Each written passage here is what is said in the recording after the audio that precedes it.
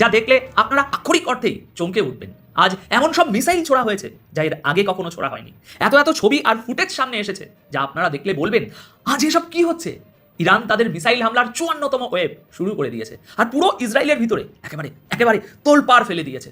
Iran এই সাম্প্রতিক হামলার ভিডিও ফুটেজও প্রকাশ করেছে যেখানে পরিষ্কার দেখা যাচ্ছে কিভাবে ঝাঁকে ঝাঁকে মিসাইল আকাশের দিকে উড়ে যাচ্ছে।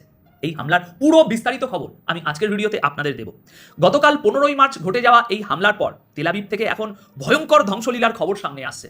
জানা যাচ্ছে শহরের বিভিন্ন জায়গায় একের পর এক শক্তিশালী বিস্ফোরণ ঘটেছে, যার জেরে সেখানকার মানুষের মধ্যে চরম আতঙ্ক আর অস্থিরতার পরিবেশ তৈরি হয়েছে। প্রচুর মানুষ আহত হয়েছেন, তবে ঠিক কতজন মারা গেছেন তার সঠিক সংখ্যা এখনও জানা যায়নি। ইরানের রেভলিউশনারি গার্ড কর্পস আইআরজিসি দাবি করেছে যে তারা সরাসরি ইসরায়েলের সামরিক ঘাঁটিগুলোকে নিশানা করেছে। সোশ্যাল মিডিয়ায় ভাইরাল হওয়া ভিডিওগুলোতে তেল আবিবের রাস্তায় চরম বিশৃঙ্খলা এবং দীর্ঘক্ষণ ধরে সাইরেন বাজার শব্দ শোনা যাচ্ছে। প্রাণ বাঁচাতে সাধারণ মানুষকে বাংকারের দিকে ছুটতে দেখা গেছে।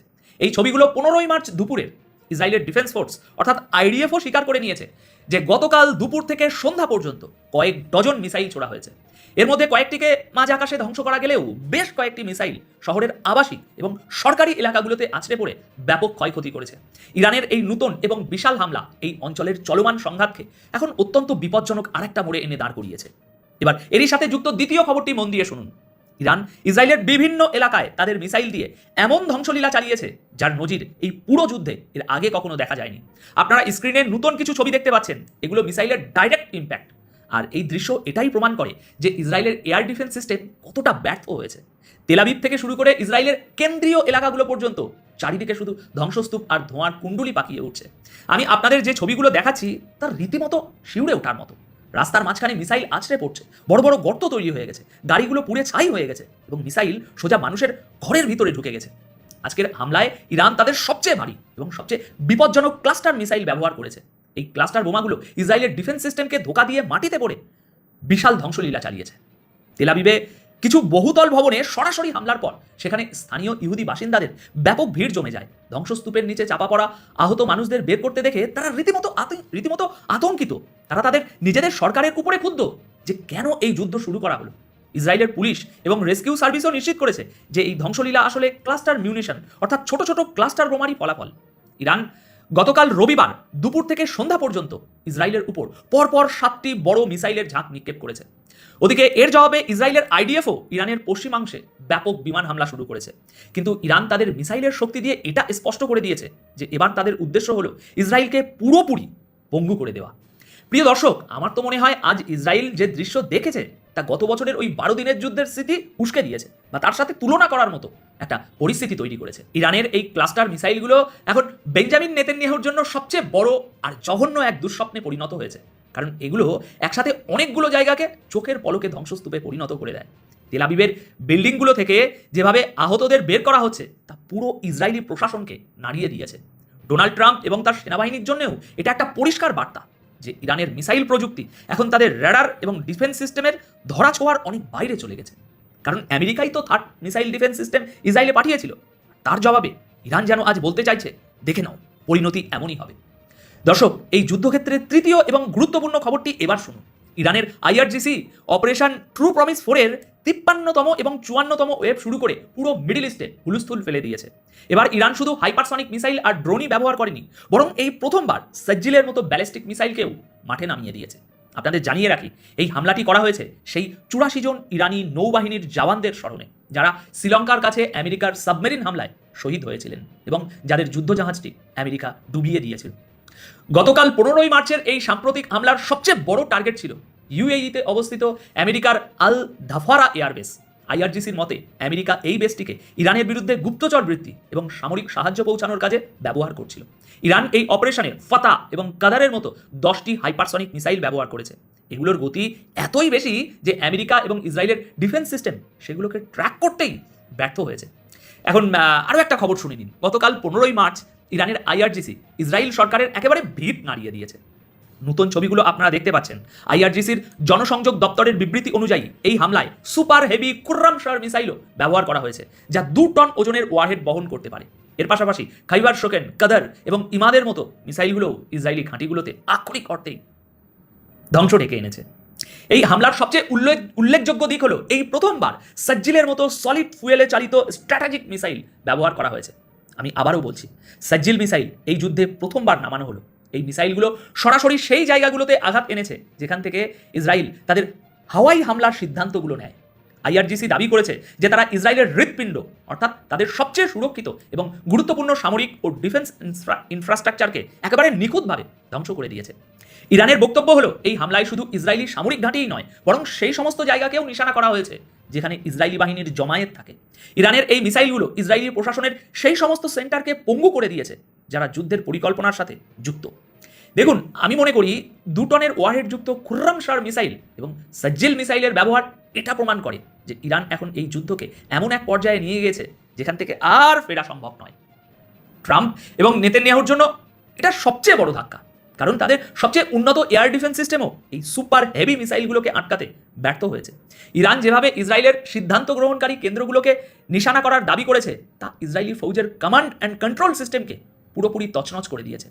এই 54তম ওয়েব এই কথারই প্রমাণ যে এখন ইরানের মিসাইল শুধু হামলাই করছে না, বরং সামরিক প্রতিপত্তিকে আক্ষরিক অর্থে মাটিতে মিশিয়ে দিচ্ছে। আপনারা ধ্বংসস্তূপ দেখতেই পাচ্ছেন, গাড়িগুলো একেবারে দুমড়ে মুচড়ে ধ্বংস হয়ে গেছে, বাড়িঘরের ধ্বংসাবশেষ পড়ে আছে, আর মানুষজন দাঁড়িয়ে তামাশা দেখছে। রবিবার ছুটির দিন, আর সেই ছুটির দিনটাকে ইরানের এই হামলা কিভাবে ব্যস্ত করে তুলেছে আপনারা দেখতেই পাচ্ছেন। ইসরায়েলের হারেটস পত্রিকা কিছু ছবি শেয়ার করেছে। একটি অ্যাপার্টমেন্টে ক্লাস্টার বোমার আঘাত লেগেছে। আপনারা দেখতে পাচ্ছেন ক্লাস্টার বোমার স্প্লিন্টারগুলো কিভাবে পুরো ফল সিলিংয়ে গিয়ে বিঁধেছে। ফল সিলিংয়ের কিছু অংশ নিচে খসে পড়েছে, আর বাকি ছাদটা একেবারে মৌচাকের মতো হয়ে গেছে, জায়গায় জায়গায় ফুটো হয়ে গেছে। এইভাবেই ক্লাস্টার বোমার স্প্লিন্টার চারিদিকে ছিটকে যায়। এদিকে ইরান থেকে আরেকটি বড় খবর এসেছে। খাতাম আল আম্বিয়ার মুখপাত্র আমেরিকা এবং ইসরায়েলের বিরুদ্ধে এক শয়তানি ষড়যন্ত্রের অভিযোগ এনেছে। তিনি বলেছেন যে ইসরায়েল ও আমেরিকা এই 2 দেশ মিলে ইরানের শাহেদ 136 ড্রোনের ডিজাইন কপি করে নিয়েছে এবং সেটাকে মডিফাই করে লুকাস ড্রোন বানিয়েছে, যাতে আরব দেশগুলোর উপর ড্রোন হামলা চালিয়ে তার যে মিথ্যে দায় সেটা ইরানের উপরে চাপানো যায়। ইরান বারবার বলছে যে আমাদের শাহেদ ড্রোনের কপি ব্যবহার করে আরব দেশগুলোতে হামলা চালিয়ে ইসরায়েল আসলে আমাদের আর আরব দেশগুলোর মধ্যে যুদ্ধ লাগানোর চক্রান্ত করছে। আজ ইরান ইসরায়েলের উপরে 7টি আলাদা আলাদা ধাপে মিসাইলের বৃষ্টি করেছে, আর ইসরায়েলিদের অবস্থা এমন হয়েছে যে তাদের সারাদিন শুধু বাংকারের ভিতরে বসেই কাটাতে হয়েছে। তো দর্শক, যাওয়ার আগে ইসরায়েলের পররাষ্ট্রমন্ত্রী গিডিয়ন স্যারের কথাটা একটু শুনে নেওয়া যাক। গতকাল তিনি বলেছেন ইরানের সন্ত্রাসী শাসন ব্যবস্থা রমজান মাসে ইচ্ছাকৃতভাবে সাধারণ মানুষ, ইহুদি এবং মুসলিমদেরকে টার্গেট করছে। তিনি গতকাল 15ই মার্চ বিকেল 5:30 বিবৃতি দিয়ে আরও বলেছেন যে এখনো পর্যন্ত যত হতাহতের ঘটনা ঘটেছে তারা সবাই সাধারণ নাগরিক, আর এগুলো হলো যুদ্ধ অপরাধ। কি অদ্ভুত, তাই না দর্শক? যুদ্ধ অপরাধের কথা কে বলছে? এমন একটা সরকারের মন্ত্রী বলছেন যারা ইতিমধ্যে 70,000 মানুষের প্রাণ কেড়ে নিয়েছে। যুদ্ধের প্রথম সপ্তাহে অর্থাৎ 7 দিনে ইরানের নিখুঁত হামলায় অন্তত 3,200 সেনা হতাহত হয়েছে, তার ভিতরে 200 একদম নিশ্চিতভাবে মারা গেছে এবং 3,000 সেনা আহত হয়েছে। এই খবর তিনি বলছেন যে ইরানের গোয়েন্দা সংস্থার লোকজন এবং দেশের বাইরে আরও কিছু গোয়েন্দা সংস্থার সূত্র ছিল, তারা নিশ্চিত করেছেন তাকে। যুদ্ধের প্রথম এক সপ্তাহের ভিতরে আমেরিকা এবং ইসরায়েলের আকাশ প্রতিরক্ষা ব্যবস্থা একেবারে কমপ্লিটলি ধ্বংস হয়ে গেছে। বলা হচ্ছে যে 23টি পেট্রিয়ট সিস্টেম ধ্বংস হয়েছে এবং আমরা তো বেশ কয়েকটা থার্ড সিস্টেম ধ্বংস হওয়ার কথা দেখেছি। সম্ভবত 6টি থার্ড ক্ষেপণাস্ত্র প্রতিরক্ষা ব্যবস্থা ধ্বংস হয়েছে। এছাড়া আমেরিকার 150টি মিসাইল লঞ্চার, যার উপরে যে প্যাডের উপর যেখান থেকে যে প্ল্যাটফর্ম ব্যবহার করে মিসাইল ছোড়া হয়, সেই লঞ্চার 150টি ধ্বংস হয়েছে আমেরিকার। আর আগেই তো বলেছি যে 37টি বিমান এবং হেলিকপ্টার ধ্বংস হয়েছে। আপনারা তো এর আগে খবর জেনেছেন যে 7টি KC-135 রিফুয়েলিং ট্যাঙ্কার বিমান ক্ষতিগ্রস্ত হয়েছে। এর ভিতরে একটা একদম কমপ্লিটলি ধ্বংস হয়ে গেছে, আর 6টা মারাত্মকভাবে ক্ষতিগ্রস্ত হয়েছে। সেগুলো হয়তো ঠিকঠাক করা যাবে, কিন্তু বিমান আসলে ঠিকঠাক করে খুব চালানো কঠিন ব্যাপার। একটা বিমানের দাম $30 কোটি বেশি। আর হেলিকপ্টার, যুদ্ধ বিমান, এগুলো তো গেছেই। আপনারা জানেন যে আমেরিকার যে F-15 যুদ্ধ বিমান, যেটা তাদের বিরাট অহংকারের জিনিস, সেই F-15 যুদ্ধ বিমান 5টা ধ্বংস হয়েছে। ইরানের এই গোয়েন্দা কর্মকর্তা আরেকটা তথ্য দিয়েছেন, যুদ্ধের প্রথম এক সপ্তাহের ভিতরে আমেরিকা এবং ইসরায়েলের প্রায় 43% অস্ত্রের যে মজুদ ছিল এগুলো ধ্বংস হয়ে গেছে। তবে মজার ব্যাপার হচ্ছে ইরানের হামলায় ইসরায়েল এবং আমেরিকার এত ক্ষয়ক্ষতি হওয়ার পরেও ইসরায়েল এবং আমেরিকার কর্মকর্তারা এ ব্যাপারে একদম কোনো কিছু বলছেন, একদম চুপ। তারা শুধুমাত্র শুনছেন, দেখছেন, অ্যানালাইসিস করছেন এবং পরবর্তীতে কিভাবে তারা টিকে থাকতে পারে এই সমস্ত চেষ্টা করছেন। এরই মধ্যে আমরা জেনেছি, আপনারা সবাই দেখেছেন যে ইসরায়েল আমেরিকার কাছে অস্ত্র সহায়তা চেয়েছে। তারা বলেছে যে আমাদের ইন্টারসেপ্টর কমে যাচ্ছে। তারপরে তারা 12,000 ভারী বোমা, একটা বোমার ওজন সম্ভবত 2,000 পাউন্ড, এই সমস্ত ভারী বোমা আমেরিকার কাছ থেকে কেনার জন্য চুক্তি করেছে। ইসরায়েল আমেরিকার কাছে অস্ত্র চাইছে, আর আমেরিকা তার আঞ্চলিক মিত্রদের কাছে অস্ত্র চাইছে, সহায়তা চাইছে। বাট আমেরিকার ডাকে এখন পর্যন্ত কেউ সাড়া দেয়নি। আমরা তো সেটা কম বেশি দেখতেই পাচ্ছি। সুপ্রিয় দর্শক, এই জায়গায় আরেকটা বিষয় বিশেষভাবে আমি আপনাদেরকে একটু বলে রাখি যে আরব দেশগুলোকে নিয়ে পশ্চিমা গণমাধ্যম কিন্তু এই মুহূর্তে খুবই একটা ষড়যন্ত্রমূলক প্রতারণামূলক কিছু রিপোর্ট করছে। যেমন গতকালকে রয়টার্স বলেছে তাদের এক রিপোর্টে যে সৌদি আরব চাই যে ইরানকে একদম ধ্বংস করে দেওয়া হোক, এবং সৌদি আরব আমেরিকাকে এই ব্যাপারে বিশেষ সহযোগিতা করছে, এবং সৌদি যুবরাজ প্রিন্স মোহাম্মদ বিন সালমান তিনি কীভাবে আমেরিকার সাথে এই মুহূর্তে সহযোগিতা করছে তিনি রয়টার্সের প্রতিবেদনে তা উঠে এসেছে। আমি আপনাদেরকে বলি যে এই মুহূর্তে আরব দেশগুলোর শাসকরা যতটাই মেরুদণ্ডহীন হোক না কেন, তারা কিন্তু একটা জিনিস একদম পরিষ্কার করে বুঝেছে যে আমেরিকা তাদের নিরাপত্তা দিতে পারছে না, বরং আমেরিকার নিরাপত্তা তাদেরকে দিতে হচ্ছে। শুধু তাই না, ইসরায়েলের নিরাপত্তা নিশ্চিত করার জন্য মধ্যপ্রাচ্যের বিভিন্ন দেশ থেকে ক্ষেপণাস্ত্র প্রতিরক্ষা ব্যবস্থা বা আকাশ প্রতিরক্ষা ব্যবস্থা সরিয়ে নেওয়া হয়েছে, অর্থাৎ ইসরায়েলের নিরাপত্তা নিশ্চিত করার জন্য। তার মানে এখানে কিন্তু একটা কথা পরিষ্কার যে আমেরিকা এই আরব দেশগুলোকে নিরাপত্তা না দিয়ে ইসরায়েলকে নিরাপত্তা দিতে চলে গেল। তো আরব দেশগুলোর শাসকদের কাছে কথা পরিষ্কার, আগেই পরিষ্কার হয়েছে, এবং এখন খুব পরিষ্কার হলো যে আমেরিকা এই সমস্ত আরব দেশের নিরাপত্তা দেওয়ার মতো ক্ষমতা রাখে না। এটা হলো প্রথম কথা। দ্বিতীয় কথা হচ্ছে যে যেটুকু ক্ষমতা রাখে, তো সেই ক্ষমতা থাকার পরেও যখন ইসরায়েল এবং আরব দেশগুলোর কার নিরাপত্তা দেবে? আমেরিকা তো আরব দেশগুলোকে বুঝিয়েছে যে তোমরা ইরান থেকে নিরাপত্তা যদি পেতে চাও তাহলে আমাকে সামরিক ঘাঁটি করতে দাও, আমি তোমাদের নিরাপত্তা দেবো। এখন তার মানে ইরান হলো শত্রু আরব দেশগুলোর, আবার ইসরায়েলেরও। তো ইরানের সাথে যদি কোনো কনফ্লিক্ট হয় আরব দেশগুলোর আর ইসরায়েলের, তখন আমেরিকা আগে ইসরায়েলকে বাঁচাবে, আরব দেশগুলোকে বাঁচাবে না। এটা এখন আরব দেশগুলোর সরকারগুলোর কাছে একদম পরিষ্কার হয়েছে। ফলে এই মুহূর্তে আরব দেশগুলো আমেরিকার সাথে আর জোট বেঁধে যার কোনো কিছু করবে, এটা আমার বিশ্বাস হয় না, এটা স্বাভাবিকভাবে আসে না হিসাবে। বরং চীনের মধ্যস্থতায় বা নেতৃত্বে নতুন একটা মধ্যপ্রাচ্যের একটা সমীকরণ তৈরি হবে, আলাদা সমীকরণ, যেখানে আমেরিকার খুব একটা জায়গা থাকবে না। এবং সেটা হতে যাচ্ছে যুদ্ধ এখন পর্যন্ত যে গতিতে যেভাবে এগিয়ে যাচ্ছে, আমি মনে করি সঠিক ধারায় এগিয়ে চলেছে। এইভাবে যদি এগিয়ে যায় নতুন একটা মধ্যপ্রাচ্য অনিবার্য হয়ে উঠবে, যেখানে আমেরিকা এবং ইসরায়েলের প্রভাব একেবারে শূন্যের কোটায় থাকবে। বরং এখানে অনেক বেশি প্রভাবশালী হয়ে উঠবে চীন, রাশিয়া, ইরান এবং আরব দেশগুলো যদি বুদ্ধির পরিচয় দেয়, তাহলে চীন এবং রাশিয়া আর ইরানের সাথে মিলে তারা আঞ্চলিক একটা শক্তি জোট গড়ে তুলবে, এবং তারা নিজেরাই মধ্যপ্রাচ্যের শান্তি, স্থিতিশীলতা, নিরাপত্তা নিশ্চিত করতে পারবে। ইরানের সবসময় বক্তব্য আমি যা দেখে এসেছি তাতে ইরান সবসময় বলে এসেছে যে আঞ্চলিক কোনো দেশের জন্য ইরান হুমকি নয়, কখনোই না। বরং মধ্যপ্রাচ্যে যে বহির শক্তি, বাইরের যে সমস্ত শক্তি এখানে যুক্ত আছে, মোতায়েন আছে, তৎপর আছে, তাদের বিরুদ্ধে ইরানের অবস্থান এখন তো পরিষ্কার দেখছো। এই যুদ্ধে কিন্তু ইরান সরাসরি কোনো দেশের সার্বভৌমত্বের উপর আঘাত আনেনি। ইরান আগেই বলেছে যেখানে যেখানে মার্কিন ঘাঁটি আছে, মার্কিন স্বার্থ আছে, সেখানে সেখানে শুধু হামলা করা হবে। এবং এই কথা আরব দেশগুলো বিশ্বাস করেছে বলেই তারা কিন্তু এখনও ইরানের বিরুদ্ধে যুদ্ধে জড়ায়নি আমেরিকার পক্ষ হয়ে। সেক্ষেত্রে পশ্চিমা গণমাধ্যমগুলো এই মুহূর্তে মিসলিড করছে, তারা ভুল তথ্য দিচ্ছে, বিভ্রান্তিমূলক খবর ছড়াচ্ছে। এই ব্যাপারেও আমার মনে হয় সবাইকে একটু সতর্ক সচেতন থাকা দরকার। যাই হোক সুপ্রিয় দর্শক, এবার আমি ডক্টর আলী লারিজানির মৃত্যুর ব্যাপারে কিছু কথা বলি। আমরা গতকালকেই জেনেছিলাম যে তিনি ইসরায়েলি হামলায় মারা গেছেন, কিন্তু গত রাত পর্যন্ত আমি কনফার্ম হতে পারিনি, অনেক সূত্র থেকেই কনফার্ম হওয়া যাচ্ছিল না। আমি কনফার্ম হতে পারিনি বলতে এই অর্থে বলছি যে ইরান যতক্ষণ পর্যন্ত না বলছে ততক্ষণ পর্যন্ত আসলে নিশ্চিত করে বলা যায় না যে হ্যাঁ তিনি মারা গেছেন, বিকজ তিনি ইরানের পক্ষ থেকে তো একটা ঘোষণা আসতে হবে। এখন ঘোষণা এসেছে যে হ্যাঁ তিনি শহীদ হয়েছেন, এবং তার এই মৃত্যুর বদলা নেওয়ার ঘোষণা দিয়েছেন ইরানিরা। মৃত্যুর বদলা নেওয়ার ঘোষণা দিয়েছেন, এবং অলরেডি এরই মধ্যে সেটা বাস্তবায়ন শুরু হয়ে গেছে। 61তম ধাপের হামলা চালিয়েছে ইরান, ইসরায়েল এবং আমেরিকার ঘাঁটিগুলোর উপরে। 61তম যে হামলা হলো, সেই হামলায় মেইনলি ইসরায়েলকে টার্গেট করা হয়েছে, কারণ ডক্টর লারিজানিকে হত্যার সাথে যুক্ত হচ্ছে ইসরায়েল। তো ইসরায়েল যখন যুক্ত, তখন ইসরায়েলের বিরুদ্ধে ব্যাপক হামলা চালিয়েছে, এবং প্রধানত তেল আবিবকে কেন্দ্র করে হামলাগুলো বেশি হয়েছে। এই হামলায় ব্যবহার করা হয়েছে ক্ষুদ্রম সার 4, যাতে ক্লাস্টার ওয়ারহেড থাকে, অনেকগুলো অন্তত 80টা ওয়ারহেড থাকে, ইমাদ ক্ষেপণাস্ত্র, কদর ক্ষেপণাস্ত্র এবং খাইবার শেখান, সব হাইপারসোনিক ব্যালিস্টিক এই টাইপের মিসাইল। তাতে এই যে ইরানের যে হামলা ব্যাপক ক্ষয়ক্ষতির মুখে পড়েছে, এবং মধ্য তেল আবিবের মধ্য অঞ্চল একেবারে বিদ্যুৎবিহীন হয়ে পড়ে। এবং ইরানের হামলার কারণে যে উদ্ধার তৎপরতা চালাবে ইসরায়েলিরা, সেটাও ঠিকমতো চালাতে পারেনি, বিকজ কারেন্ট চলে গিয়েছিল, বিদ্যুৎ চলে গিয়েছিল। তো ইরানের এই হামলা বড় রকমের হামলা হয়েছে, তাতে অনেক বেশি ক্ষেপণাস্ত্র দিয়ে হামলা চালানো হয়েছে। ইসরায়েলের হাইফা, বীরশেবা, এরকম আরও বেশ কিছু জায়গায় হামলা করা হয়েছে, আর তেল আবিব তো আছেই। আমি আবারও বলি যে ডক্টর লারিজানির মৃত্যুর পর ইরানের সরকার ব্যবস্থা আসলে বড় কোনো পরিবর্তন আসবে না, কারণ ইরানের সরকার ব্যবস্থা কোনো ব্যক্তি বিশেষের উপর নির্ভরশীল নয়। এটা রাজতান্ত্রিক শাসন ব্যবস্থা না যে রাজা নিহত হলে তার হাল কে ধরবে, বরং এখানে একজনের পর একজন, স্তরের পর স্তর এইভাবেই সাজানো তাদের প্রশাসন, সেইভাবেই চলে আসবে। এবং এরকম বহু দক্ষ অভিজ্ঞ নেতা ইরানে রয়েছে, যারা যে কোনো পরিস্থিতি সামাল দিতে প্রস্তুত এবং সামাল দিয়ে আসছেন। সেক্ষেত্রে আর সবচেয়ে বড় কথা হচ্ছে যে ইরানের সর্বোচ্চ নেতা এবং ডক্টর আলী লারিজানি এরকম গুরুত্বপূর্ণ ব্যক্তিদের শাহাদাতের পর যে বিষয়টা এখন তৈরি হয়েছে সেটা হচ্ছে ইরানের ভেতরে ব্যাপকভাবে ঐক্য প্রতিষ্ঠিত হচ্ছে। আগে যতটুকু অনৈক্য ছিল এখন সেই অনৈক্যটা দূর হয়ে গেছে। এখন সবাই এক, সবাই ইরান এবং ইরানি নেতাদের রক্ষা করার জন্য সচেষ্ট। আরেকটা বিষয় এখানে আমি আপনাদের সামনে তুলে ধরি, অনেকেই বলতো যে ইরানের সর্বোচ্চ নেতা ক্ষমতা আঁকড়ে থাকার জন্য, ক্ষমতা না ছাড়তে তিনি তৎপর, ক্ষমতা ছাড়তে চান না বলে এত বছর ধরে রয়েছেন। এখানে আপনাদের একটা খেয়াল করার বিষয় আমি বলি, দেখেন সর্বোচ্চ নেতাকে বাংকারে যাওয়ার জন্য, নিরাপদ আশ্রয়ে যাওয়ার জন্য বলা হয়েছিল, তিনি কিন্তু যাননি। তিনি বলেছেন যে 9 কোটি বা তার বেশি ইরানি জনগণ যেখানে বাংকারে নেই, আমি সেখানে একা কেন বাংকারে যাবো। এই কথার ভেতর দিয়ে তার দেশপ্রেম, জনগণের প্রতি ভালোবাসা ফুটে ওঠে। এক, দুই হচ্ছে যে তিনি যে জীবনকেই যেখানে পরোয়া করেন না, তখন ক্ষমতা দিয়ে কি করবে? ক্ষমতা তো পরে ব্যাপার, আগে তো বাঁচার প্রশ্ন। জীবনকেই যেখানে তিনি, মৃত্যুকেই যেখানে পরোয়া করছেন না, সেখানে ক্ষমতার লোভী হয় কি করে একজন ব্যক্তি? প্রশ্ন ওঠে না। ফলে যারা এতদিন বলতো যে ইরানের সর্বোচ্চ নেতা ক্ষমতা ধরে রাখার জন্য, ক্ষমতার লোভে এই এত কিছু মানুষজনকে হত্যা করছে, নির্যাতন করছে, নিপীড়ন করছে, এটা করছে, সেটা করছে, বহু কিছু, কিন্তু তিনি তো জীবন দিয়ে প্রমাণ করে দিয়ে গেলেন তিনি কখনো ক্ষমতার লিপ্সা তার ভেতরে ছিল না, তিনি কখনো ক্ষমতার লোভী ছিলেন না। বরং তিনি চেয়েছেন যেটা, বা তার আদর্শ যেটা ছিল সেটা হচ্ছে যে ইরান ভালো থাকুক, ইরান সামনে এগিয়ে যাক, ইরান সাম্রাজ্যবাদী পরাশক্তি, অশুভ শক্তি এগুলোর বিরুদ্ধে লড়াই করুক এবং ইরান টিকে থাকুক।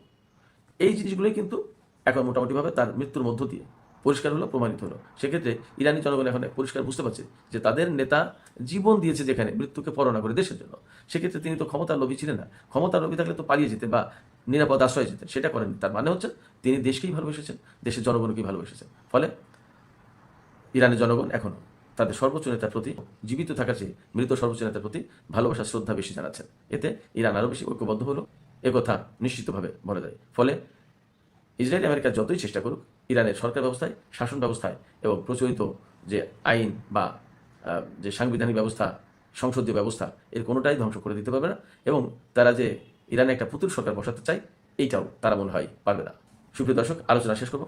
আপনাদের কি মনে হয়, ডক্টর লারিজানি মারা যাওয়ার পর কি ইরানের জনগণ আরও বেশি ঐক্যবদ্ধ হবে, নাকি অনৈক্য সৃষ্টি হবে? এবং ইসরায়েল আর আমেরিকা যে লক্ষ্য অর্জন করতে চায় ইরানের নেতাদের সরিয়ে, তার মানে সরকার ব্যবস্থা পরিবর্তন করে দিতে চায়। ট্রাম্পের এক উপদেষ্টা ডেভিড স্যাক্স সতর্ক করেছেন যে ইসরায়েল এই যুদ্ধে ধ্বংস হয়ে যেতে পারে এবং এমন এক পরিস্থিতি সৃষ্টি হলে ইসরায়েল ইরানের বিরুদ্ধে পারমাণবিক অস্ত্র ব্যবহার করতে পারে। মানে একটা কুকুরকে যখন আপনি খোঁচাতে খোঁচাতে একেবারে দেয়ালে নিয়ে যাবেন, তখন সে আর পেছনে যাবার জায়গা নেই, সে আপনার উপর আক্রমণ করে বসবে। ইসরায়েল এখন সেটাই করতে যেতে পারে, কেননা হরমুজ স্ট্রেইট বন্ধ, তার উপরে ইরান নতুন নতুন মিসাইল, নতুন নতুন অস্ত্র ব্যবহার করছে, বিধ্বংসী অস্ত্র, যেগুলোর জবাব ইসরায়েলের কাছে নাই, তাদের কাছে সেই পরিমাণ ইন্টারসেপ্টরও নেই। এখন ট্রাম্প একটা পাগলা কুকুরের মতো কাণ্ডহীন, কাণ্ডজ্ঞানহীন কথাবার্তা বলছে। একদিকে নেটো ও অন্যান্য মিত্রদের কঠোর সমালোচনা করছে যে তারা হরমুজ প্রণালী খুলে দিতে এগিয়ে আসছে না। আবার বলছে যে আমেরিকা একাই 100, তার কোনো বন্ধুর দরকার নেই, অন্য কারো সাহায্যের দরকার নেই। এবং এই পাগলা কুকুর ডোনাল্ড ট্রাম্পের গলার রশিটা রয়েছে ইসরায়েলের প্রধানমন্ত্রী বেঞ্জামিন নেতানিয়াহুর হাতে। এবং আমেরিকাতে যারা মিলিটারি ইন্ডাস্ট্রিয়াল কমপ্লেক্স, যারা পৃথিবীর বিভিন্ন অঞ্চলে যুদ্ধ লাগিয়ে পয়সা কামাই করে, মানে মার্কিন যুক্তরাষ্ট্র বছরে $1 ট্রিলিয়ন মতো তার প্রতিরক্ষা খাতে ব্যয় করে, তার 50 ভাগের বেশি নিয়ে যায় মার্কিন মিলিটারি ইন্ডাস্ট্রিয়াল লবি, এই লকহিড, তারপরে বোয়িং কোম্পানি, যারা কামান, গোলা বারুদ, জঙ্গি বিমান ইত্যাদি তৈরি করে, মিসাইল তৈরি করে। সুতরাং পৃথিবীব্যাপী যুদ্ধ হলেই তাদের লাভ, এবং তাদের প্রভাবেই মার্কিন যুক্তরাষ্ট্র একটার পর একটা যুদ্ধ করে আসছে, যে যুদ্ধের কোনো মানে হয় না, কোনো প্রয়োজন ছিল না। এবারেও তারা ইরানকে বলছে যে ইরান একটা বিরাট থ্রেট মার্কিন যুক্তরাষ্ট্রের জন্য। কিন্তু মার্কিন যুক্তরাষ্ট্রের মাত্র 32 ভাগ মানুষ, শতকরা 32 জন ইসরায়েলের পক্ষে এবং ইরানের বিপক্ষে কথা বলেন বা পক্ষে রয়েছেন। এদিকে আবার ট্রাম্পের আরেকজন অ্যাডভাইজার, কাউন্টার টেররিজম, এই যে সন্ত্রাসবাদের বিরুদ্ধে যে এক্সপার্ট, সিটি এক্সপার্ট জো কেন্ট নামে একজন প্রাক্তন সৈনিক, যিনি কাউন্টার টেররিজম অ্যাডভাইজার, তিনি ট্রাম্পের সরকার থেকে পদত্যাগ করেছেন। তিনি বলছেন ট্রাম্প যা বলছেন সেটা সত্য নয়, ইরান আমেরিকার জন্য কোনো থ্রেট না।